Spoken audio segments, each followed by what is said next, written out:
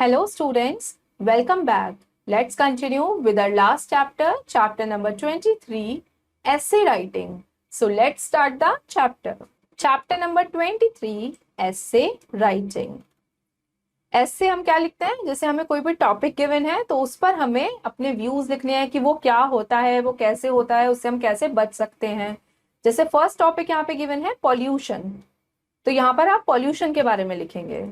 तो यहाँ पर आप पॉल्यूशन के बारे में बताएंगे पहले तो कि पॉल्यूशन क्या होता है, किस चीज से फैलता है, कैसे हम उसे रोक सकते हैं। तो एक बार हम रीड करते हैं। The resources of air, water, soil and rocks along with plants and animals form our environment. We all human beings are also a part of our environment. We the human beings need pure air to breathe, pure water to drink and clean soil to grow food crops. तो पहले तो हमें बताना है कि जो हमें air, water, soil, rocks हैं, ये सब कहाँ से मिलते हैं। ये सब हमें प्लांट्स, एनिमल्स से मिलते हैं और ये सब चीजें मिलके ही हमारा एनवायरनमेंट बनाते हैं। और जो ह्यूमन बींग्स होते हैं वो हमारे एनवायरनमेंट का एक बहुत ही इंपॉर्टेंट पार्ट है। और ह्यूमन बींग्स को साफ एयर की जरूरत होती है, साफ पानी की जरूरत होती है ताकि वो सरवाइव कर सके। Contamination of waste with air, water and soil is called pollution. जब हमारी हवा, पानी या मिट्टी खराब हो जाती है तो उससे क्या कॉज होता है, पॉल्यूशन, प्रदूषण। A substance with no further use is called waste. Harmful waste produced by human activities pollute our environment. Man's growing needs inspired him to find out new means of comfort. He cut down forests and made big cities and industrial towns. He needed fast vehicles to transport people and goods. अब कैसे pollution होता है कि कैसे harmful substances का use करके या जो केमिकल्स निकलते हैं फैक्ट्रीज से या व्हीकल्स से जो धुआं निकलता है, इन सब चीजों से क्या होता है, पॉल्यूशन होता है। The extra cutting of trees has disturbed the cycle of season. Discharge of dirty water as well as chemicals from the mills, factories and scientific experiments has polluted river water. This water after purification is supplied in cities for drinking. But it cannot be completely purified. It contains many harmful chemicals. और यही जो मतलब जो contaminated water होता है, यही कुछ process के थ्रू पास होके हमारे घर में आता है जिसे हम पीते हैं। तो इसीलिए जो हमारे ड्रिंकिंग वाटर है ये भी पूरी तरह से प्योरीफाई नहीं होता, इसीलिए हमें घर में भी फिल्टर्स का यूज करना पड़ता है वाटर को प्योरीफाई करने के लिए। Smoke and dust from houses, factories, mills and vehicles pollute the air.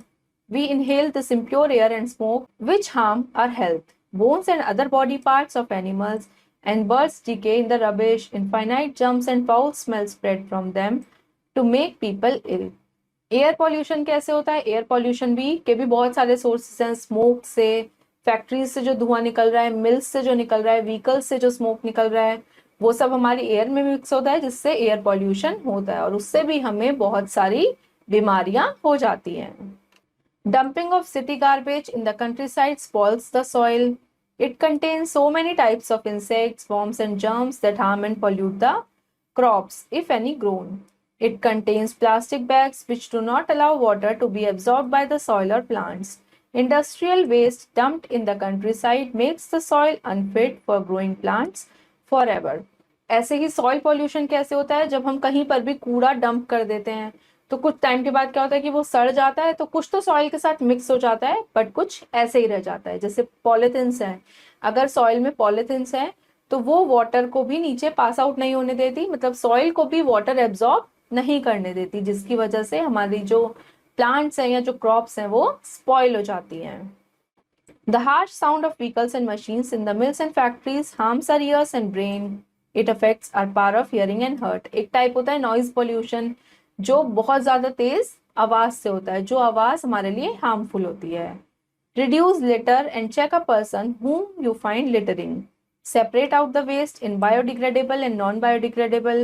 Also put the dry paper, card or board with the non-biodegradable. They will be recycled for further use. It is the duty of every human being to reduce pollution. तो फिर आप बता सकते हैं कि पहले तो आपने पॉल्यूशन डिस्क्राइब किया कि कौन कौन से टाइप के होते हैं, क्या पॉल्यूशन होता है, फिर आप बताएंगे कि इस पॉल्यूशन को कैसे रोका जा सकता है। हम गार्बेज को प्रॉपर प्लेस पर डालें, जो वेस्ट है उसे सेपरेट करें, बायोडिग्रेडेबल और नॉन बायोडिग्रेडेबल, ताकि हम उसको रिसाइकल कर सकें। तो इस तरीके से आप एक टॉपिक के ऊपर अपना जो भी आपके थॉट्स हैं, आइडियाज हैं, उन्हें लिखेंगे। सेकेंड टॉपिक देखते हैं, माई फेवरेट गेम क्रिकेट। तो यहाँ पर आपको फेवरेट गेम लिखना है, यहाँ पर क्रिकेट के ऊपर लिखा है, एक बार रीड करते हैं। To keep ourselves fit and active, we should play different games. The games are a good form of exercise and entertainment. A game is an occasion when two people or two teams compete against each other in a sport under certain rules. अब यहाँ पर पहले तो हम ये बताएंगे कि game क्या होता है, गेम क्यों जरूरी होता है हमारे लिए। Different people like different indoor and outdoor games. Cricket is an outdoor game. Earlier, cricket was played only in some countries of the world. Nowadays, it is played on the national and international levels. फिर आप बताएंगे कि cricket क्या है, कैसा game है, कहाँ खेला जाता है।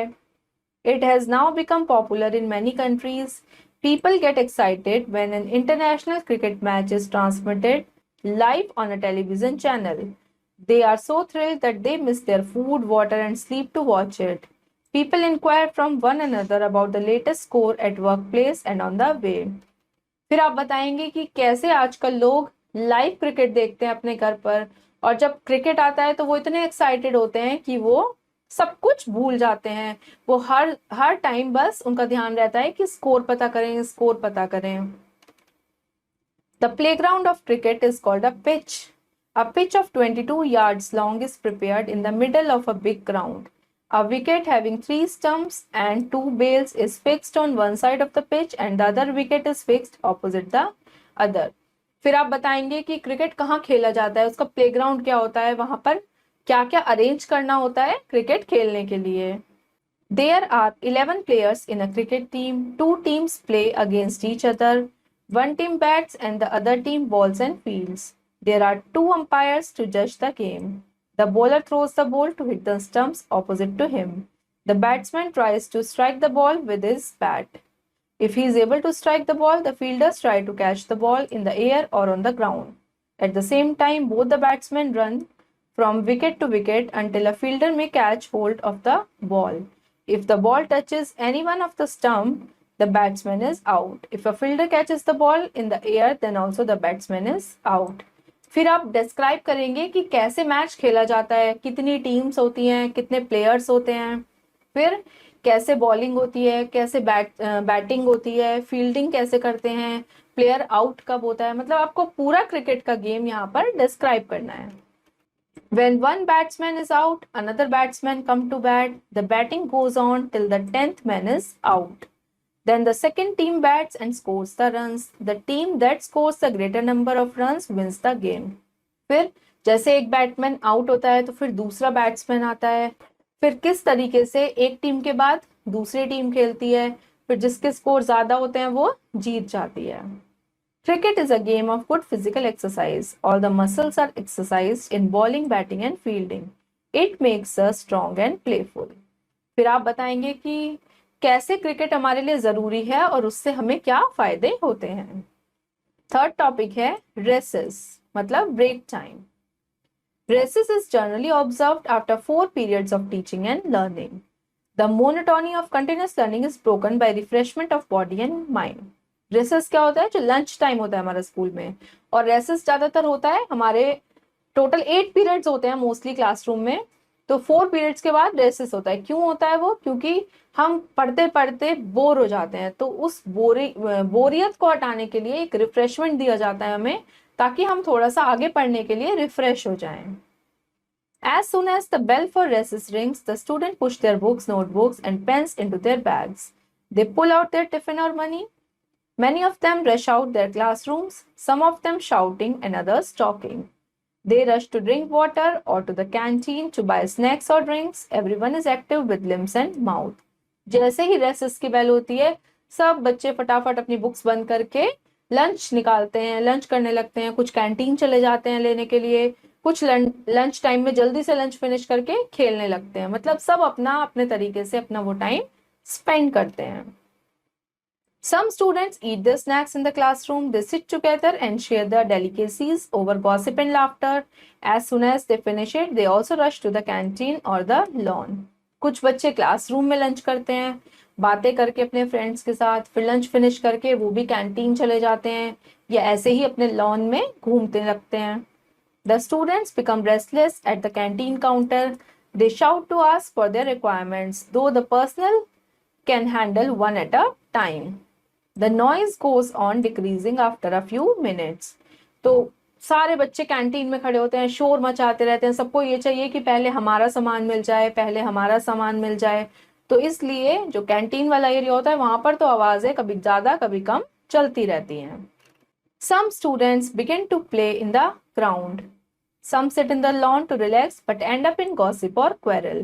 The teacher on duty checks them. Some students sit in the classroom and hurriedly copy the home assignments from their friend's notebook. कुछ बच्चे ग्राउंड में खेलते हैं, कुछ बच्चे ऐसे लॉन में बैठ के रेस्ट करते हैं। टीचर्स जो ड्यूटी पर होती हैं वो उनका ध्यान रखती हैं कि क्या बच्चा क्या कर रहा है। कुछ बच्चे क्लासरूम में बैठ के अपना वर्क फिनिश कर रहे होते हैं। The teachers assemble in the staff room. Sometimes they take tea, coffee, or cold drinks. They relax themselves with little humor. A few of them revise their notes for the next class. Some of them are busy checking the students' assignment. Teachers भी क्या करते हैं recess time में, वो staff room में होती हैं, कुछ चाय पी रही होती हैं, कुछ कॉफी, कुछ अपना कुछ वर्क कर रही होती हैं। तो सब लोग अपने अपने हिसाब से उस टाइम को यूटिलाइज करते हैं। When the bell rings to begin the next period, the students rush back to their classes. All the hustle and bustle comes to an end. The teachers reach their respective classrooms. The teaching and learning continue for the next 4 periods. फिर जैसे ही bell ring होती है, races खत्म होता है, सारे बच्चे वापस अपनी क्लास में आ जाते हैं। तो जितना भी शोर शराबा वो सब चल रहा होता है वो सब खत्म हो जाता है, सब अपने क्लासरूम में, टीचर्स भी क्लासरूम में आ जाते हैं और फिर वो आगे के नेक्स्ट 4 पीरियड्स के लिए पढ़ना स्टार्ट कर देते हैं। नेक्स्ट टॉपिक है the autobiography of a school desk. School desk की autobiography. On a sunny morning 15 years ago, a busy carpenter at last gave finishing touches to me. The painter polished me. I was shining from top to toe and was very proud of my form and finish. I was ready to leave for my new home. तो ये story है एक school desk की। तो वो बता रही है कि कैसे 15 इयर्स पहले एक कारपेंटर ने मुझे बनाया, मुझे पॉलिश किया और मुझे ऊपर से नीचे तक पूरा चमका दिया और फिर मुझे एक नई जगह पर जाना था, उसके लिए मैं रेडी थी।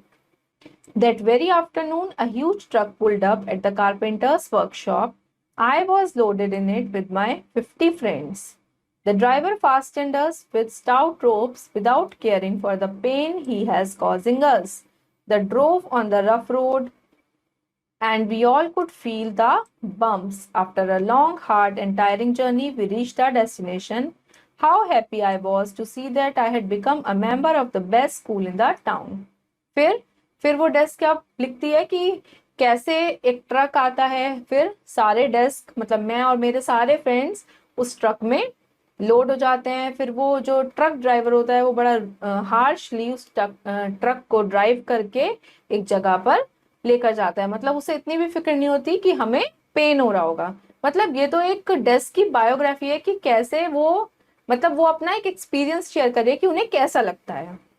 और फिर वो कहती है कि फिर हम एक स्कूल के बाहर जाकर रुकते हैं, फिर हमें सेटिस्फेक्शन होता है कि हम एक बहुत ही अच्छे स्कूल के मेंबर बन गए हैं।